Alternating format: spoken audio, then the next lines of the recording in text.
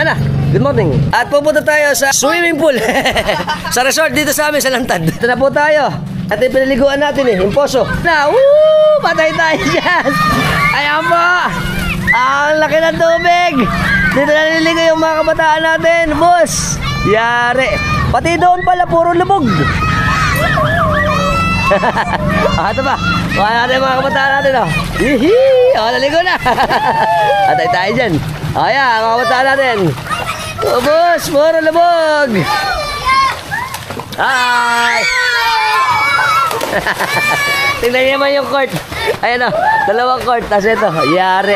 Kaya po ito, napapansin nyo na lubog. Kasi yung dinaanan natin kanina sa Pagala, may mga pigtas doon na palaisdaan. Kaya ang mga tubig natin, dumidiretso dito sa atin sa sitio ng Lantad, ang Binakod. Ano mga kabataan natin? Swimming. Oh, lalim pala rito. Manggigili na tayo. Gusto niyo naman po makita yung mga island life, pakipollow niyo siya sa kanyang Facebook na Joven Avendaño. Yeah! Kung gusto niyo na long form video natin, punta niyo na sa YouTube.